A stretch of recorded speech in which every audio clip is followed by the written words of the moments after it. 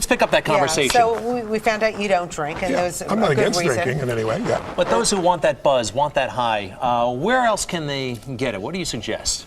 Well, we were just saying that, both my parents were alcoholics, so it's not like I'm against drinking. It's just the way they behaved at that point was kind of abusive, and was very abusive, and so I didn't want to be part of that.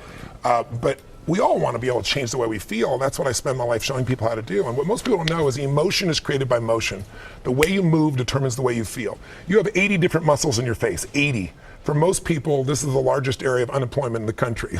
They use the face the same way, they feel the same emotions over and over and over again.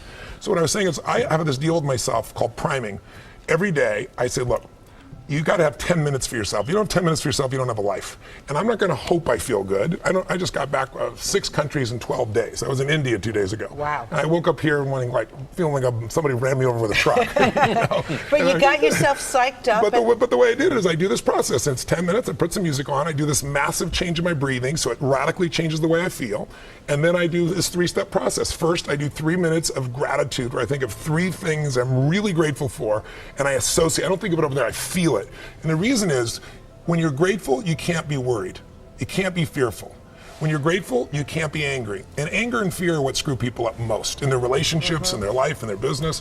So I wire myself. I was saying to you that most people want to be happy, but their habit is to be worried or pissed off or frustrated or stressed. And so they've got a highway to stress and they got a dirt road to happiness. So I wire myself. I've got a highway to gratitude, which changes all your emotions. And then I do a 3-minute process of kind of a prayer for my family and friends. And then I do a 3-minute process of the top 3 things I want to accomplish. I see it as done and I feel it. I'm done in 10 minutes. So sometimes I go 20.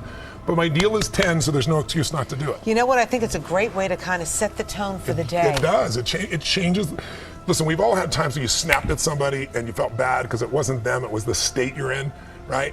Well, there's no excuse for that. If you prime yourself, you set yourself up. They've done studies where they go to people and they have a man walk up to you and say, could you hold this for me? He hands you a cup of coffee. It's an actor. And then he takes something out of his pocket, then he takes it back and says, thank you. 100 people, they do it with iced coffee. 100 people do it with hot coffee.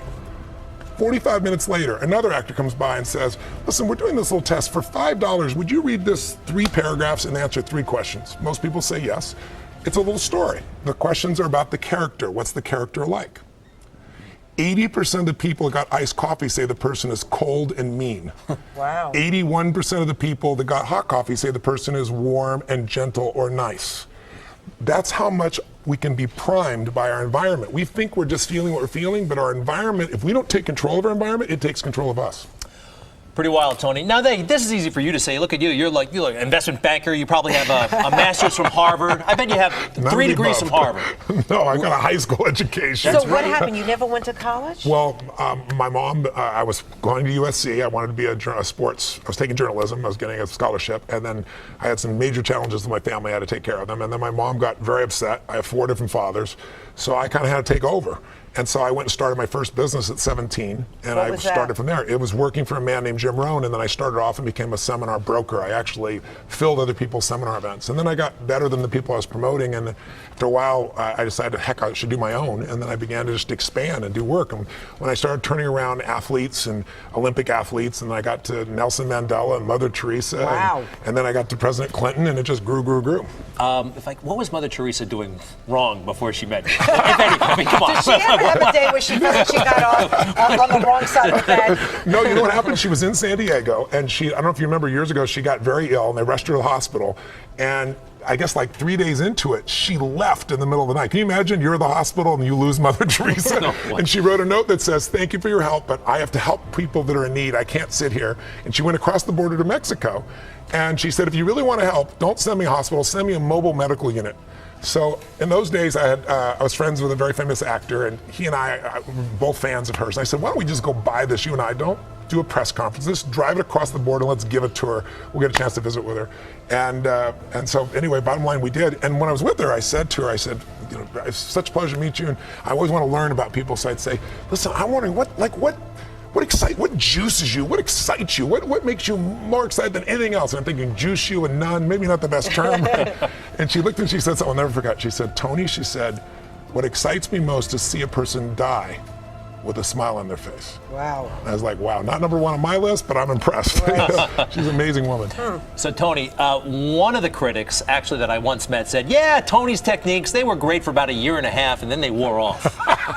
What do you say to that, folks? It's real simple. If you don't work out, you don't get a muscle, right? So I always tell people there's a daily practice like priming. If you don't do that, if you get up and you just have no discipline whatsoever, you get no value of anything. Diets don't work when you don't do them. Exercise doesn't work when you don't do them. But most of the people have some experiences that they want to shift.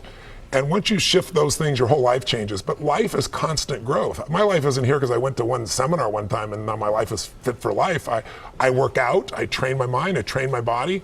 It becomes a lifestyle. It's not just like you're depending upon somebody else. I'm not here to become somebody's guru. I'm not here to give them a gift. I'm here for them to open up their own gifts. And that's really what my work has been. So, okay, I know you priming yourself every day. Does it, every now and then, do you get hit by depression? Are you upset, anxious? I get frustrated, I get angry, I get all those things. I just don't stay there. I mean, I used to be there for a month or two. I used to live in depression. I was 38 pounds heavier than I am now. I lost everything. I moved into a little 400 square foot bachelor apartment in Venice, California, feeling sorry for myself. But I got so near the end where you think life has no meaning, it scared the hell out of me, and I developed tools, and I've never gone back there. I mean, have I gotten pissed or angry? Of course. People still think, you're not happy all the time, are you? No, I'm not happy all the time. But I'm happy the vast majority of the time because I'm doing what I love, with who I love, and there's a meaning in what I do. And when you have those three things, life is pretty magnificent. One thing I was very surprised to hear, and I thought it was delightful, but you had a lot to say about nutrition at the seminar that I attended. Yes. And a lot of folks don't associate that with you. Yes. What do you eat? Well, I'm no longer a vegan. I was a vegan for about 15, 18 years. So I eat fish and I eat vegetables, but I'm a boring diet. Now my wife, when I first met her, she liked wheatgrass, and she was a phlebotomist, a nutritionist, and I thought this is going to be the greatest thing in the world. I went to lunch with her, and afterwards we had this great clean meal, and she had a hot fudge sundae. I said, what the hell are you doing? She was living, you jerk. So she loosened me up. She has this zigzag. We zig, and then she zags and has that. And so I'm a much more balanced than I was. But I'm still, I'm stronger than I've been when I can lift at 55 years old than when I was 27, right? I can run faster, I feel stronger. There are limits to what you can do as you age, but thus far I haven't hit that limit yet.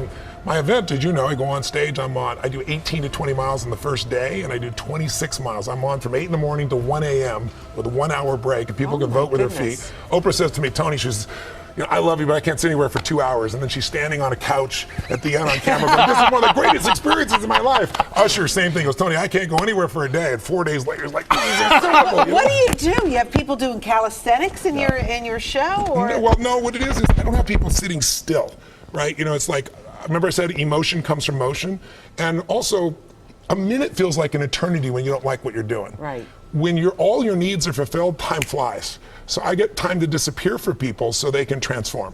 And I do it because I've done it for so long. I'm doing an event in LA in a couple weeks in October 22nd, 23rd, 24th, and we have 8,000 people from, I think it's 49 countries, are translating 5 languages, and people from every walk of life, from young kids to people older, athletes, entertainers, average people will all come and become a family and transform in ways that are just extraordinary. At the end, it feels like a mosh pit, like at a giant concert with people, and they just have a blast. Yeah, great music, by the way. Really? You're a heavy metal guy. I was trying to tell him I have all that. kinds of things. When I heard AC/DC, Greg says, "Oh, Tony likes this." Tony likes AC/DC. Yeah, absolutely. But we love everything. We do a mix because we use music as the soundtrack to our lives, and so we pull from all kinds of types of music. I think you were like a John Tesh kind of guy, that new age John kind of, that new age kind of music. Not so much. Oh, wow. Sorry, John Tesh. No disrespect, John. All right, Tony Robbins. Once again, TonyRobbins.com. People can go there. And also America's Best 401k. Yeah, or they can go to showmethefees.com.